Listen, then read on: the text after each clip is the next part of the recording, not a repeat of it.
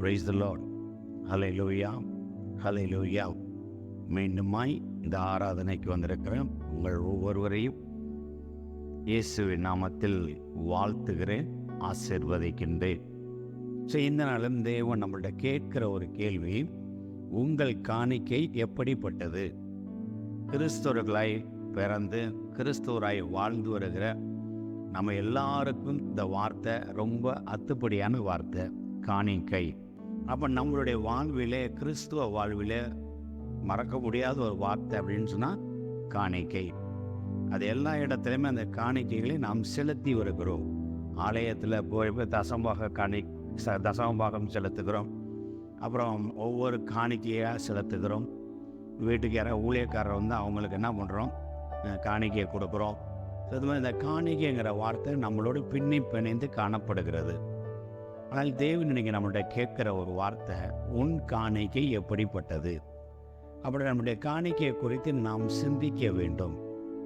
ஏன்னா தேவன் என்ன சொல்லியிருக்கிறாருன்னா, மல்கியா அதிகாரத்தில் தசமபாகங்களையும் காணிக்கைகளையும் கொண்டு வரும் உங்கள் மேல் வானத்தின் பல கனிகளை திறந்து நான் ஆசீர்வதிக்க மாட்டேனோ என்று அதன் மூலம் சோதித்து பாருங்கள்.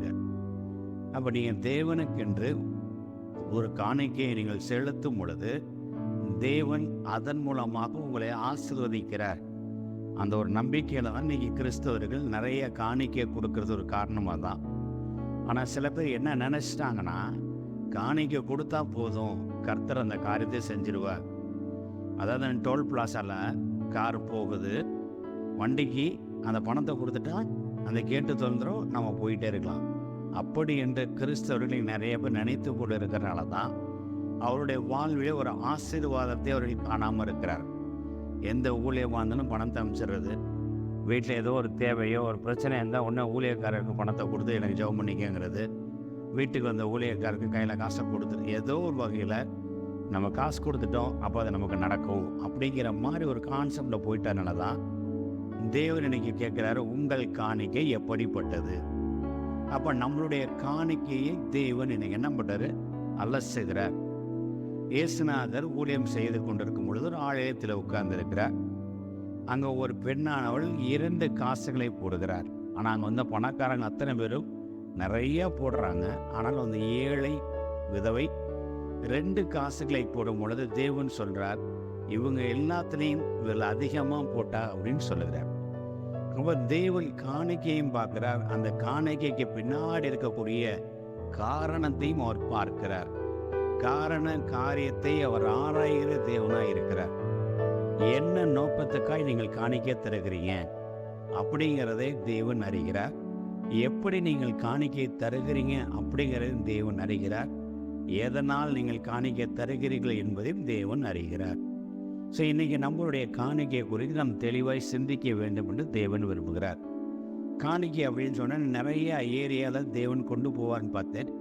ஆனால் தேவன் 2 விஷயத்தை மட்டும் சொல்லி அந்த காணிக்கையை குறித்து அவர் நம்மளோட பேச முற்படுகிறார். அந்த 2 வார்த்தையை மட்டும் தேவன் சொல்லியிருக்கிறார்.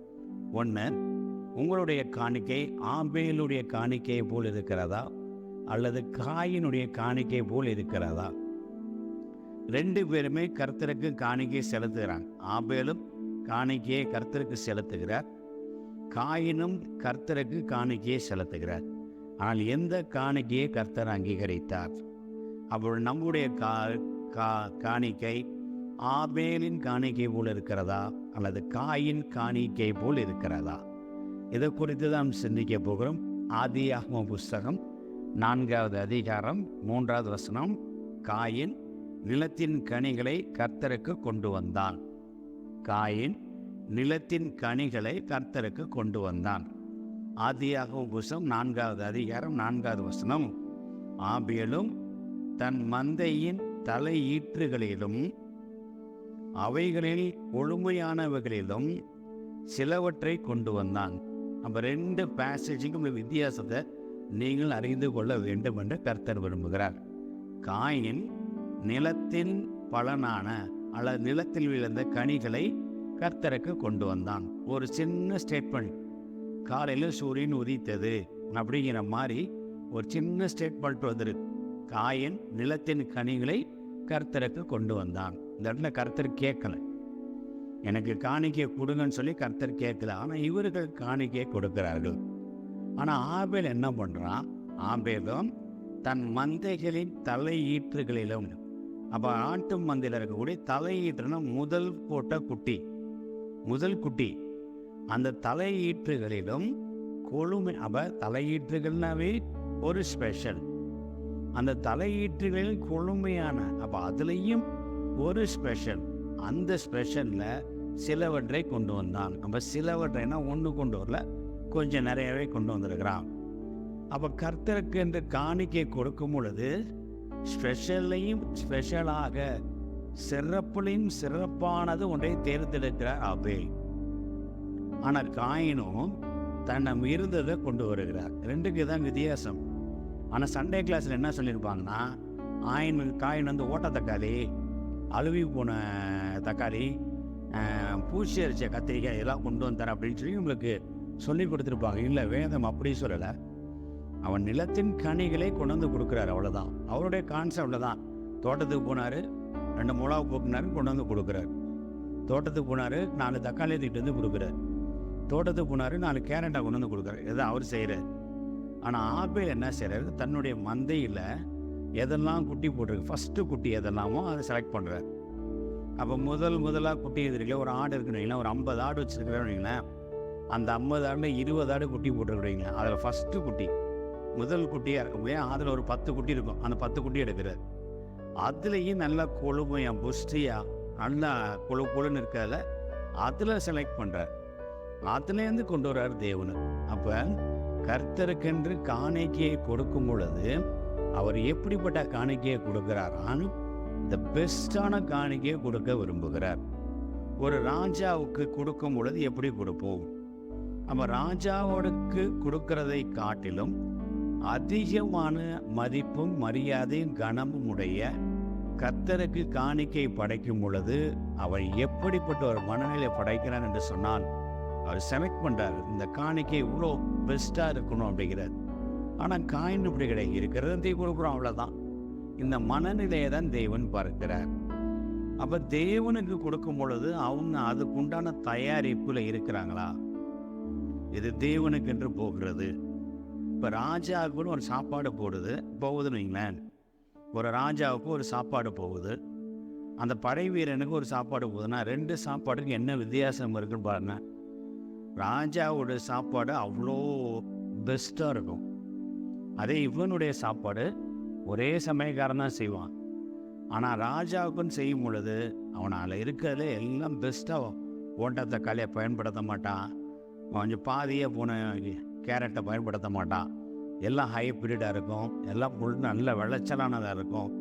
அப்படி தான் கொண்டு போய் ராஜாவுக்கு கொடுப்பாங்க. அதே ஒரு சோல்ஜருக்கு சாப்பாடு போகிற என்ன பண்ணுவானுங்க, இந்த தக்காளி, மிஞ்சி போன காய்கறி இதெல்லாம் போட்டு சாப்பாடு கொடுப்பாங்க. சாப்பாடு 2 பேருக்கு கொடுக்குறாங்க. ஆனால் சாப்பாடு ப்ரிப்பரேஷன் எப்படி இருக்கிறது? அப்போ உங்களுடைய காணிக்கையும் என்னுடைய காணிக்கையும் எப்படி இருக்கிறது? நம்ம ஆம்பேல போல இது தேவனுக்கென்று கொடுக்குறோம், அவள் பெஸ்ட்டாக கொடுக்க வேண்டும் என்று நினைத்து காணிக்கை கொடுக்குறீங்களோ? இல்லைங்க ஞாயிற்றுக்கிழமை கோயில் போகணும், காணிக்கை கொடுக்கணும், இல்லை பாஸ்டர் திட்டுவார், வீட்டுக்கு வந்த ஊழியக்காரருக்கு காசு கொடுக்கலன்னா அவர் அடுத்தாப்பில் வரமாட்டார், இப்படி நினைத்து கொண்டு நீங்கள் காணிக்கை கொடுக்குறீங்களா? ஞாயிற்றுக்கிழமை காணிக்கை கொடுக்கலங்கிறதோட நமக்கு ஏதாவது ஒன்று நடக்கணும், அதுக்காக இந்த காணிக்கை கொடுக்குறேன். அப்போ ஒரு ஊழியக்காரருக்கு ஒரு 500 ரூபா நான் கொடுக்குறேன்னா அவர் எனக்காக ஜெபம் பண்ணுவார், அப்போ நான் இந்த நன்மைகளை பெற்றுக்கொள்வேன் அப்படிங்கிற கான்செப்டை நீங்கள் காணிக்கை கொடுக்குறீங்களா? இல்லை தேவனுடைய ஆசீர்வாதத்தை நாங்கள் பெற்றுக்கொள்ள வேண்டும் அப்படிங்கிற நினப்பில் நம்ம கான்செப்ட் கொடுக்குறோமா? ஸோ இந்த மனநிலையை தான் தேவன் அலச விரும்புகிறார்.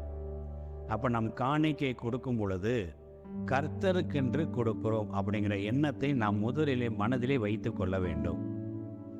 கர்த்தருக்கென்று கொடுக்கும் பொழுது அதை எப்படி கொடுக்க வேண்டுமோ அப்படி கொடுக்க வேண்டும். தி பெஸ்ட்டு தான் கர்த்தருக்கு. அப்போ 2 பேருமே காணிக்கை கொடுக்குறாங்க. அப்போ நம்ம காணிக்கைக்கு பதில் வரவில்லை என்றால் நாம் யோசிக்க வேண்டிய ஏரியா என்னன்னா, நம்மளுடைய காணிக்கை கர்த்தர் எதிர்பார்த்த அந்த மனநிலையை கொடுத்தோமா? அப்படிதான் ஆபேலையும் அவன் காணிக்கையும் கர்த்தர் அங்கீகரித்தார், காயினையும் அவன் காணிக்கையும் அவர் அங்கீகரிக்கவில்லை. அவன் இந்த இடத்துல 2 பேருமே காணிக்கை கொடுத்துருக்குறாங்க. அப்போ அவன் மனசுலேருந்து எப்படி நினச்சி கொடுத்தானோ அதை தேவன் பார்க்கிறார். ஏன்னா அவர் மனிதனை போல முகத்தை பார்க்கிறவர் அல்ல, அவர் மனதின் எண்ணங்களை பார்க்கிற தேவனாய் இருக்கிறதுனால, அவர் அந்த காணிக்கைகளை அங்கீகரிக்கிற தேவனாய் இருக்கிறதுனால அந்த காணிக்கையை அவர் அங்கீகரித்தார். ஆபியருடைய மனதை பார்த்த தேவன் அவன் ஏதோ ஒரு உப்புக்கு சப்பா கொடுத்ததுனால அந்த காணிக்கையை அவர் விரும்பவில்லை. அப்போ காணிக்கை கொடுக்கும் பொழுது முழு மனதோடு, விசனப்படாமல், வருத்தப்படாமல், சம்பந்தத்தோடு, சமாதானத்தோடு தேவனுக்கு கொடுக்கிறோம் அப்படிங்கிற எண்ணத்தோடு நாம் கொடுக்க வேண்டும் என்று தேவன் விரும்புகிறார். இதை கேட்டுக்கொண்டிருக்கிற அருமையான சகோதரனே சகோதரி, உங்கள் வாழ்விலே நீங்கள் நிறைய இடத்துக்கு நீங்கள் காணிக்கை கொடுத்துருப்பீங்க. பெரிய பெரிய ஊழியருக்கும் காணிக்கை கொடுத்துருப்பீங்க, சின்ன சின்ன ஊழியருக்கும் காணிக்கை கொடுத்துருப்பீங்க. இப்போ எங்களை மாதிரி சுவிசேஷகர் பணி செய்கிற வர வீட்டுக்கு வர எங்களை மாதிரி ஆட்களுக்கும் நீங்கள் காணிக்கை கொடுத்துருப்பீங்க. உங்கள் சபையில் இருக்கக்கூடிய காணிக்கையை கொடுத்துருப்பீங்க. ஆனால் நீங்கள் இந்த காணிக்கையை நீங்கள் நிதானிக்கணும். இந்த காணிக்கையை நீங்கள் கொடுக்கும் பொழுது அதுக்குண்டான ரிசல்ட் வருகிறதா? ஆபேலின் காணிக்கை கர்த்தர் அங்கீகரித்தது போல உங்கள் காணிக்கையை கர்த்தர் அங்கீகரிக்கிறாரா? போகிற பக்கம்லாம் நீங்கள் கொடுத்துக்கிட்டு வருவாங்க. நிறைய பேர் இருக்காங்க எனக்கு தெரிஞ்சு. போகிற பக்கம்லாம் கொடுத்துக்கிட்டே வருவாங்க, எல்லா பக்கமும் காணிக்கை கொடுப்பாங்க. வளர்ச்சி இருக்குதா அப்படின்னு நம்ம ஒரு கேள்வி கேட்டோம்னா யோசிப்பாங்க.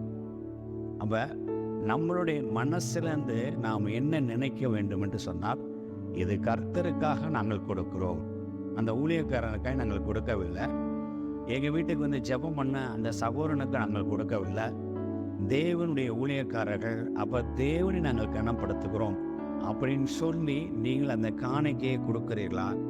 இல்லை வந்துட்டாங்க, இவங்க வந்தாவே இவருக்கு ஒரு 1000 ரூபா, இவர் வந்தால் இவருக்கு ஒரு 2000 ரூபா, அவர் வந்தால் அவருக்கு 3000 ரூபா அப்படிங்கிற மாதிரி ஒரு தரம் பிரித்து நீங்கள் காணிக்கையை கொடுக்குறீர்களா? தேவ மனிதர்கள் யாராக இருந்தாலும் அவர் தேவ சமூகத்திலிருந்து புறப்பட்டு வருகும் பொழுது நீங்கள் தரம் பிரித்து பார்ப்பீர்கள் என்று சொன்னால், தேவனும் தரம் பிரித்து பார்க்க அவர் வல்லமை உள்ளவராக இருக்கிறார். நிறைய காசை கொண்டு கொடுத்தோன்னு தேவன் திரும்பி பார்க்கல. 2 காசு போட்ட அந்த பெண்ணுடைய மனதை பார்த்து சொல்லுகிறார், இவள் தான் இன்னைக்கு அதிகமாக காணிக்கை கொடுத்தார். அதேபோல் காயினும் கொண்டு போய் காய்கறியெல்லாம் கொடுக்குறார். ஆனால் ஆபேல் தேவனுக்கென்று அவர் செலக்ட் பண்ணுற அந்த மனதை பார்த்து தான் ஆபேலின் காணிக்கையை அங்கீகரித்தார் என்று சொன்னால், உங்களுடைய காணிக்கையை தேவன் அங்கீகரிக்க வேண்டும் என்று சொன்னால், நீங்கள் காணிக்கையை கொடுக்கும் பொழுது அது கர்த்தருக்கென்று நினைத்து நீங்கள் கொடுக்க வேண்டும். இப்போ நாங்கள் எங்கள் ஊழியத்தில் நாங்கள் போகிறப்ப நிறைய பேர் எனக்கு காணிக்கை கொடுப்பாங்க. அந்த காணிக்கையெல்லாம் வாங்கிட்டு வந்து நாங்கள் ஆலயத்தில் அவங்க என்ன காரியத்தை சொன்னாங்களோ அந்த காரியத்தை எழுதி அந்த ஆலயத்தில் நாங்கள் விதையை விதைச்சிருவோம். ஏன்னா அது கர்த்தருடைய சமூகம். அப்போ இவங்க என்ன நோக்கத்துக்கு எனக்கு காணிக்கை கொடுத்தாங்கன்னு எனக்கு தெரியாது. ஒருவேளை வீட்டுக்கு வந்துட்டாரே அப்படிங்கிற மாதிரி நினச்சி கொடுப்பாங்களான்னு எனக்கு தெரியாது. ஆனால் நான் காணிக்கை வாங்கும் பொழுது கேட்பேன், எதற்காக அந்த காணிக்கைன்னு.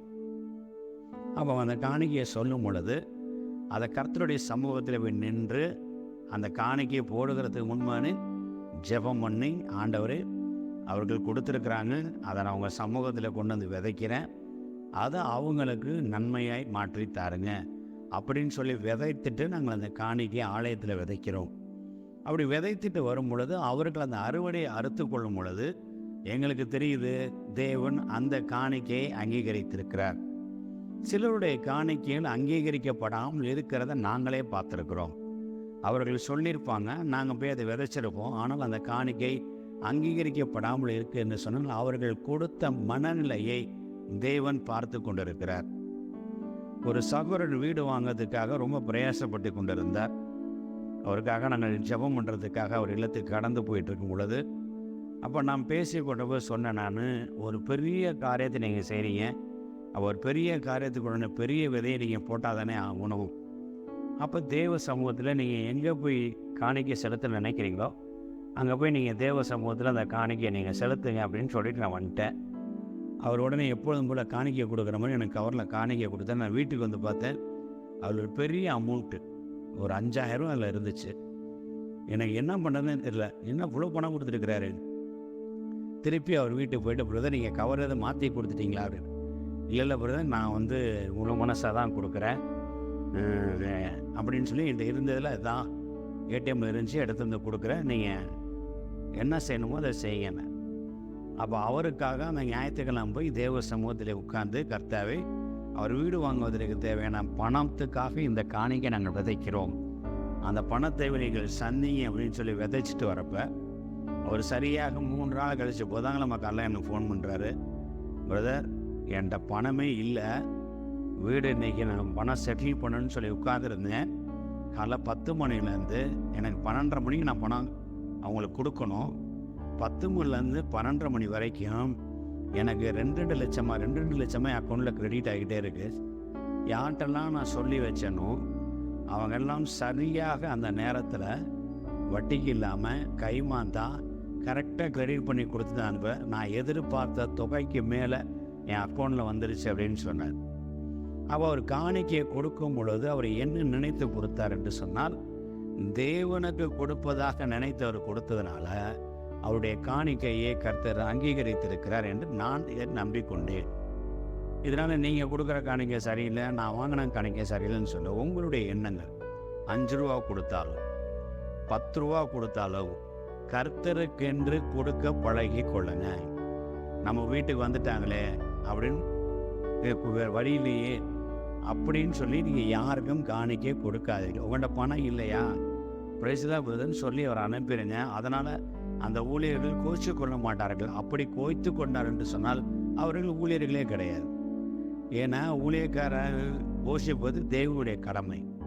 அப்போ உங்கள் வீட்டுக்கு வர ஊழியக்காரருக்கு நீங்கள் கண்டிப்பாக காணிக்கை கொடுத்தே ஆகணுங்கிற கட்டாயம் கிடையாது என்னை பொறுத்த வரைக்கும்.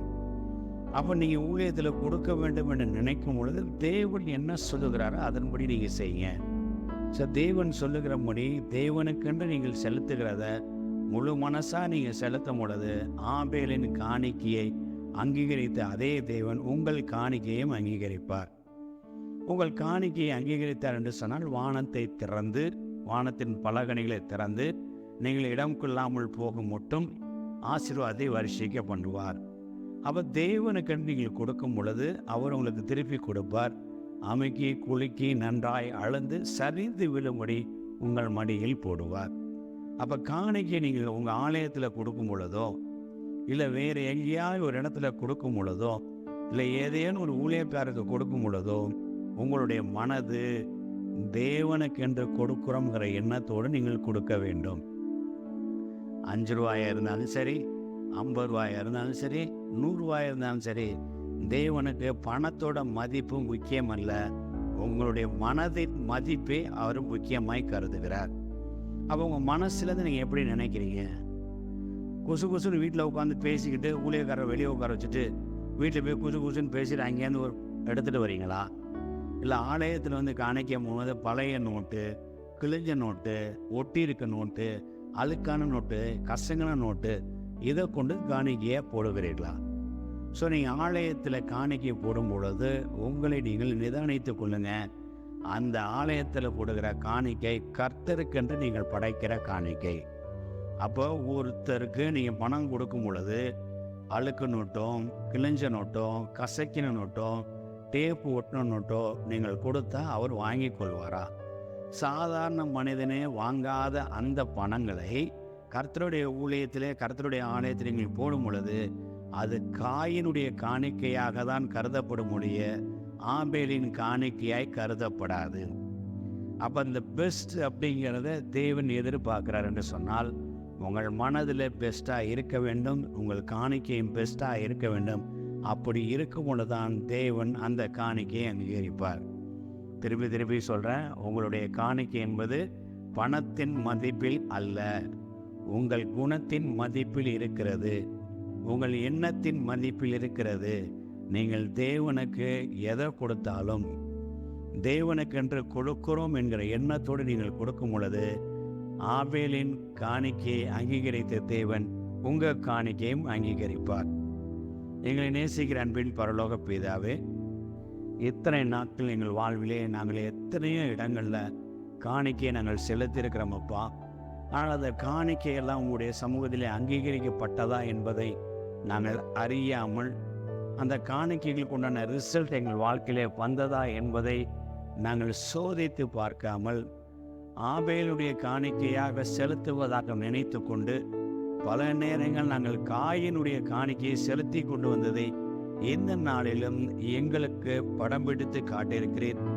இனி எங்கள் வாழ்விலே நாங்கள் எந்த இடத்திலே காணிக்கை கொடுத்தாலும் அது காயினுடைய மனநிலையில் அல்லாமல் ஆபேலுடைய மனநிலையில் நின்று உண்மையாய் உத்தமமாய் தேவனுக்கென்று கொடுக்கிறோம் என்ற எண்ணத்தோடு சிறப்பாக தேவனுடைய காரியத்தை நினைத்து தேவன் கொடுத்த காரியத்திலிருந்து கர்த்தருக்கு படைக்கின்றோம் என்ற லட்சியத்திலே கர்த்தருக்கு கொடுக்கிறோம் என்கிற உத்தமத்திலே நாங்கள் காணிக்கையை கொடுத்து ஆபேலின் காணிக்கையை நீ எப்படி அங்கீகரித்தீரோ அதே போல எங்களுடைய காணிக்கையும் நீர் அங்கீகரிக்கும்படி இனி நாங்கள் எந்த இடத்திலையும் எந்த ஊழியத்திலையும் எந்த ஊழியக்காருக்கும் நாங்கள் காணிக்கை கொடுக்கும் பொழுது இது வேறுபாடு பார்க்காமல் ஆளுக்கு தகுந்த மாதிரி வேறுபாடு பார்க்காமல் யாராக இருந்தாலும் அது கர்த்தருக்கென்று கொடுக்கிறோம் என்பதை உணப்பூர்வமாய் உணர்ந்து அந்த காணிக்கை நாங்கள் செலுத்த இந்த நாளில் எங்களுக்கு ஞானத்தை கொடுத்ததற்காக நன்றி செலுத்தி இயேசு கிறிஸ்து நாமத்தில் ஜெபிக்கிறோம் எங்கள் ஜீவனுள்ள பிதாவே, ஆமேன். God bless you.